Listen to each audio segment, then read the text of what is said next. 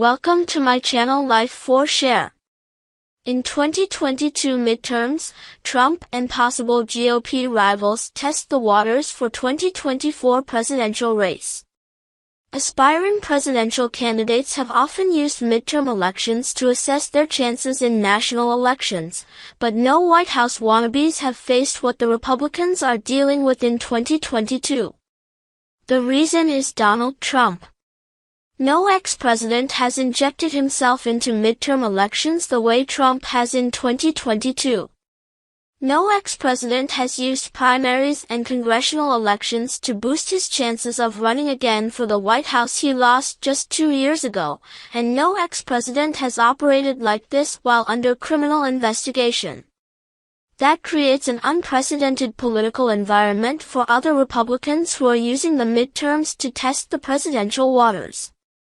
Candidates like former Vice President Mike Pence and Florida Governor Ron DeSantis are handling the midterms in more traditional ways, giving speeches, endorsing candidates, raising money, collecting IOUs, but all Republicans to some extent are operating in the shadow of Trump. They're walking a tightrope, said Andrew Bush, a political scientist at Claremont McKenna College in California who specializes in the politics of midterm elections. They're trying to prepare themselves to run. At the same time, they're trying to hold their fire with Trump. The non-Trump Republicans must find a way to handle a former president who has remade the GOP in his own image, also an opponent who is in danger of indictment, another unique feature of this historically odd presidential chase. Retired presidents almost always fade into the shadows, and defeated former presidents even more so, Bush said. A midterm storm, Joe Biden, Donald Trump, Ron DeSantis, 2022's Hurricane Ian previews 2024 election. All those investigations may help Donald Trump politically, and that may hurt the Republican Party. Trump's gambit. While lesser-known candidates try to steer around Trump, the former president is holding 1 or 2 rallies a week for favored candidates. He's also preparing to take full credit if things go well for the Republicans this fall, and to cast blame if they don't. Either way, Trump is putting his political clout on the line in the 2022 midterms. He's trying to reinforce his notion that he is still the leader of the Republican Party, said Bush, author of Horses in Midstream, U.S. Midterm Elections and Their Consequences. That image could take a hit in November. The Republicans are very much at risk of losing ground in the U.S. Senate, thanks to the weaknesses of Trump-backed candidates in key states, Herschel Walker in Georgia, Blake Masters in Arizona, J.D. Vance in Ohio and Mehmet Oz in Pennsylvania. Opinion series on future of conservatism. Republicans must move past Trump for sake of the party's future, and the nation's. Trump dollars, on politics. Trump's Save America PAC is funding loyalists' coin flip. Which party will control the Senate? Here's every seat up for grabs in the 2022 midterms. Every one of those elections count. The Senate is divided 50-50, with Democrats in control because of the tie-breaking vote that belongs to Vice President Kamala Harris. The prospect of a bad showing partly explains another Trump midterm activity, attacks on Senate Republican leader Mitch McConnell. For months, Trump has suggested that McConnell will be to blame if Republicans lose ground in the Senate. When McConnell raised questions in August about candidate quality, Trump shot back, "Why do Republican senators allow a broken-down hack politician, Mitch McConnell, to openly disparage hard-working Republican candidates?"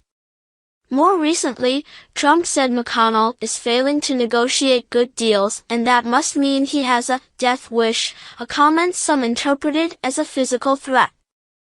Spokesman Taylor Buttigieg said Trump was referring to a political death wish, and said that McConnell is killing the Republican Party through weakness and cowardice. In theory, 2022 should be a very good year for the Republicans, analysts point out. The president's party, in this case the Democrats, usually lose congressional seats in midterm elections.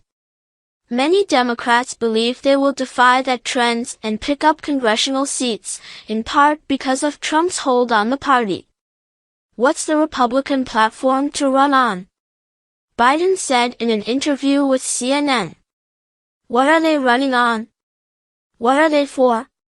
Pence, DeSantis, other contenders. All the while, Trump has cast a giant shadow over other possible Republican presidential candidates, most notably Pence and DeSantis. In a sense, Pence, DeSantis, and others are doing the traditional things that any presidential aspirant does, visiting early primary and caucus states like Iowa, New Hampshire, and South Carolina, creating political action committees, writing books, making speeches, and endorsing like-minded candidates in the midterm elections. Each also faces unique challenges regarding the former president. Pence, who is thinking of becoming the first former vice president to run against the president who picked him as a running mate, has to deal with anger from Trump and some of his supporters. They are still mad at his refusal, in his capacity as president of the Senate, to throw out electoral votes that made Biden president. Pence said he lacked the legal authority to strike down electoral votes, a message he consistently delivers on the campaign trail. I was not afraid, but I was angry, Pence writes in a forthcoming memoir that looks suspiciously like a campaign book. So Help Me God is to be published on November 15th, a week after the midterm elections. Pence versus Trump, his own man? Mike Pence tries to separate himself from Donald Trump as both a 2024 DeSantis and migrants. How Florida Governor DeSantis' decision to send migrants to blue states could help a 2024 showdown with Trump-DeSantis, meanwhile, has focused most of his campaign season on his own re-election bid in Florida on November 8. The first-term governor, who raised his profile in clashes with the Biden administration over COVID-19 policies and immigration, has campaigned for other midterm Republican candidates, including some of the Trumpiest of the bunch. He has helped fellow gubernatorial candidates, including Doug Mastriano in Pennsylvania and Kari Lake of Arizona, both election deniers who want to make massive changes in state voting systems. In one sense, DeSantis is taking a very traditional midterm approach for a presidential aspirant, trying to roll up as impressive a re-election win as possible, in his case against former Democratic Congressman and former Republican Governor Charlie Crist. This is a well-worn path. In 1958, Senator John F. Kennedy, Democrat Massachusetts, went all out for a landslide re-election win, laying the groundwork for his successful 1960 campaign. Texas Governor George W. Bush did much the same thing in 1998, using his easy re-election to bolster his run for the presidency in 2000. In recent weeks, DeSantis has faced a more pressing problem, helping Florida recover from the ravages of Hurricane Ian. Other GOP hopefuls behind Pence and DeSantis and Trump are a gaggle of Republicans who are traveling the country gauging their chances at a presidential race. Their primary goal right now, letting people know who they are. They include former Secretary of State Mike Pompeo, Virginia Governor Glenn Youngkin, former UN Ambassador and South Carolina Governor Nikki Haley, and Republican Senators Rick Scott of Florida and Tom Cotton of Arkansas. During a September visit to New Hampshire, site of the first presidential primary, Pompeo did not exactly deny he is thinking of a presidential campaign. I'm here, it's not random. We are doing the things that one would do to be ready to make such an announcement. It'll be a handful of months.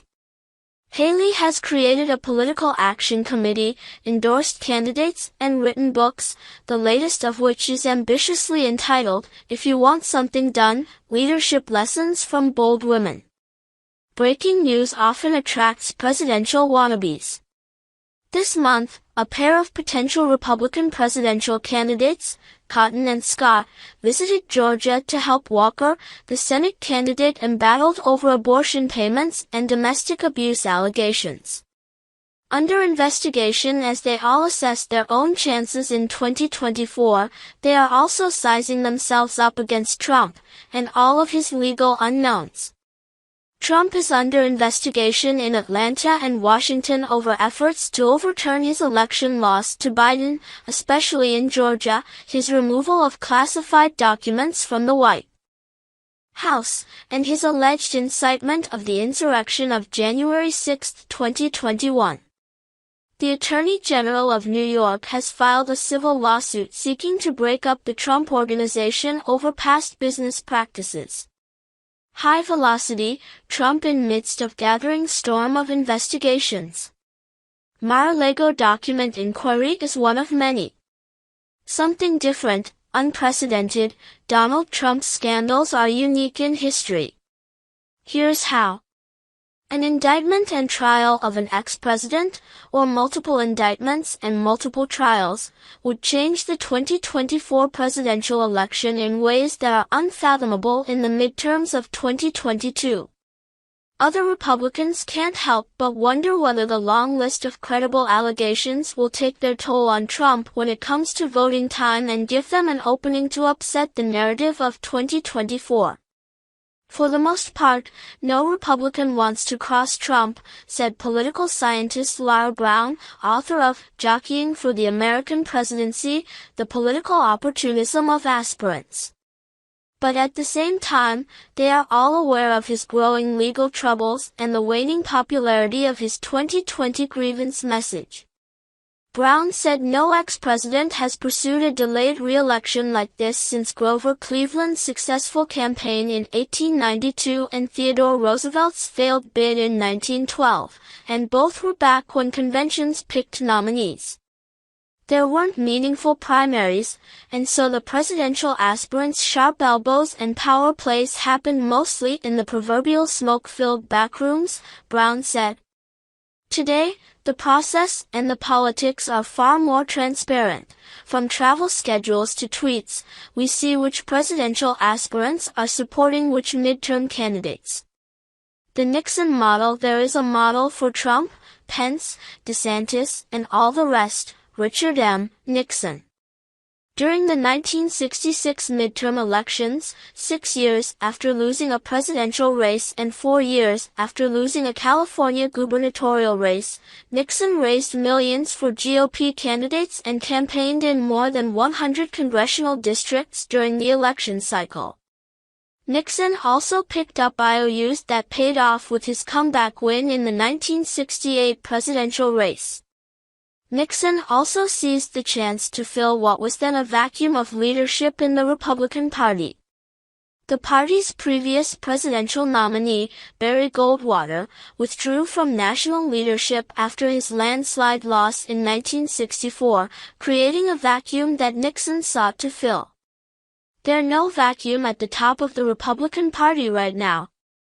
Rick Gates, an advisor to Trump during the 2016 presidential campaign, said Trump is going to have to work through a gamut of excuses if the Republicans fare poorly in November. Gates predicted that the Republicans will do well in the House and Senate races, and that Trump will take full credit for it heading toward the 2024 presidential election, after which the entire process starts again. The 2028 race will start in 2026, Gates said, if not sooner. Thanks you for watching.